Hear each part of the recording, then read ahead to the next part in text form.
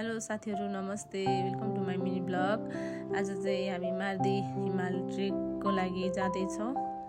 काँडेमा scooter bike राखेर काँडेदेखि यात्रा सुरु गर्छौँ।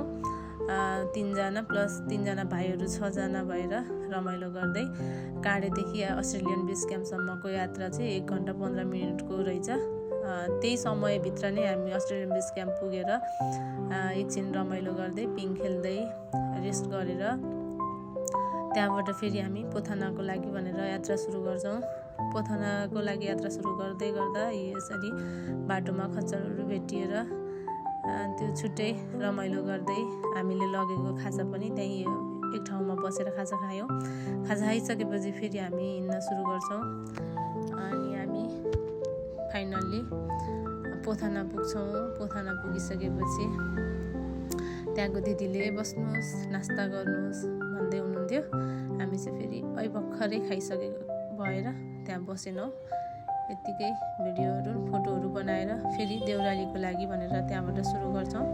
प्रितम देउरालीमा पुगिसकेपछि त्यहाँको भिडियो बनाउन चाहिँ मैले मिस गरेछु। छुट्टै रमाइलो छ, त्यहाँनिर राम्रो छ। अनि अर्को अझै रमाइलो कुरा के छ भन्दा त्यहाँसम्म बाइक स्कुटरहरू पुग्ने रहेछ, सानो गाडी पनि पुग्ने रहेछ। जो पनि जान चाहनुहुन्छ प्रितम देउरालीसम्म बाइक स्कुटर लिएर जान सक्नुहुन्छ। बाटो चाहिँ थोरै अप्ठ्यारो छ अरे, मैले चाहिँ अब गएको छैन, थाहा भएन, भनेको सुनेको बाटो थोरै अप्ठ्यारो भए पनि सबैजनाले त्यहाँसम्म थाहा हुनेहरूले चाहिँ लिएर जानुभएको थियो। हामी चाहिँ हिँड्दै गयौँ। त्यहाँ प्रितम देउरालीदेखि फेरि हिँड्न सुरु गर्छौँ, जङ्गलको बाटो उकाली र ओह्राली।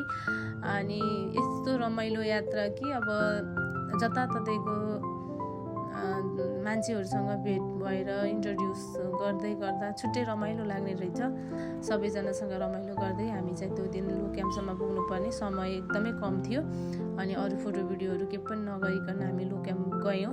त्यहाँ खाना खाएर सुत्दा पुग्दै 9:30 भइसकेको थियो, त्यही भएर सुत्दा पनि ढिलो भयो। अनि भोलिपल्ट फेरि छिटो पनि उठ्नुपर्ने अनि अलिकति थाकेको पनि भएर हामीले फोटो भिडियो त्यो केही नगराइकन सुत्यौँ। अनि बिहान चाहिँ 3 बजे निन्द्राले छुडिहाल्यो। अनि हामी आफैले लगेको थियौँ कि मकैहरू, यसरी खानेकुराहरू खायौँ उठेर। अनि हाम्रो भिडियो बनाउने क्रम त अब जारी नै छ। फरक कुरा चाहिँ अब त्यो बिहानमा यो होटल भ्यू पोइन्टबाट पनि यति राम्रो दृश्यहरू देख्दा अझै माथि पुग्दा कति राम्रो देख्न पाइएला भनेर छुट्टै एक्साइटेड थियो। त्यो एक्साइटेड सँगसँगै हाम्रो होटल भ्यू पोइन्टको भाइहरूले मिठो नास्ता बनाएर हामीलाई नास्ता खुवाउनु भयो। अनि हामी पनि नास्ता गऱ्यौँ। नास्ता गरिसकेपछि हाइकम्पको लागि भनेर फेरि हामी नास्तापछि हाइकम्पको लागि सुरु गर्छौँ। यो चाहिँ बादल डाँडामा पुगेर एकछिन रेस्ट गर्छौँ। यो बादल डाँडाको दृश्य आज मनै लोभ्याउने, त्यो के भनौँ, त्यहाँ गइसकेपछि अनि बिस्तारै हामी रेस्ट गर्दै गर्दै नेचरसँग इन्जोय गर्दै हाइकम्पको लागि भनेर हामी यात्रा जारी गरिरहन्छौँ। बाटो चाहिँ भिर पाखा पखेरा होइन सबै थियो। सहज त पक्कै पनि थिएन, अप्ठ्यारो भए तापनि निकै नै रमाइलो थियो। दृश्यले मन लोभाइरहेको थियो यो नेचरले। अनि हामी हाइकम्प पुगिसकेपछि बेलुका चाहिँ ओल्लो कोठा र पल्लो कोठा, बाहिर निस्किन चिसो थियो, त्यही भएर भित्रै बसेर अन्ताक्षरी खेल्यौँ। अन्ताक्षरी खेल्दै गर्दा फेरि होटलको दिदीसँग रिक्वेस्ट गरेर हल माग्यौँ।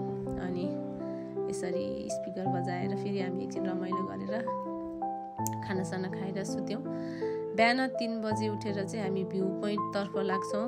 जति पनि लाइट देख्नुभएको छ भ्यू पोइन्ट हेर्न जानेको लाइन हो। यो लाइट बाल्दै हामी भ्यू पोइन्ट कति 5:30 बजे चाहिँ हामी भ्यू पोइन्ट पुगेका थियौँ। अनि 6:30 बजे सनराइज भयो। सनराइज हेऱ्यौँ, रमाइलो गऱ्यौँ।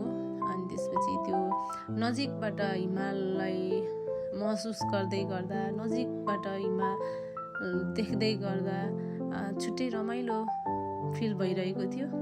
चिसो त थियो नै, सँगसँगै हामीले फेरि सानो एउटा भिडियो पनि बनायौँ गीत गाएर। हाम्रो भ्लगर एक्स विकास भाइको युट्युब च्यानलमा सबै भिडियोहरू हेर्न सक्नुहुन्छ। हामी चाहिँ 42 मिटरको हाइटमा रहेको मार्दी हिमाल भ्यू पोइन्ट पुगेर निकै नै रमाइलो गऱ्यौँ। निकै नै रमाइलो लाग्यो। फर्स्ट ट्रेक भए तापनि निकै रमाइलो पनि निकै नै इन्जोय गरेँ मैले। म सँगसँगै मसँग जाने सबैजनाले इन्जोय गऱ्यौँ। अनि फर्क्यौँ हामी घरतर्फ। यो बाटो चाहिँ सर्ट वे भनेर हिँड्दै गर्दा अलिकति अप्ठ्यारो तल भिड। सकेसम्म यस्तो सर्ट वे चाहिँ कोही पनि नहिँड्नु होला भन्न चाहन्छु। लड्यो भने हामी त अब माथिदेखि तलसम्म हिँड्दै आउनुपर्छ, त्यहाँ बाइक स्कुटरहरू केही पनि जाँदैन।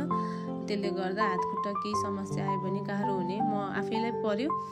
त्यही भएर सबैजनालाई चाहिँ त्यो सजेस्ट गर्न चाहन्छु।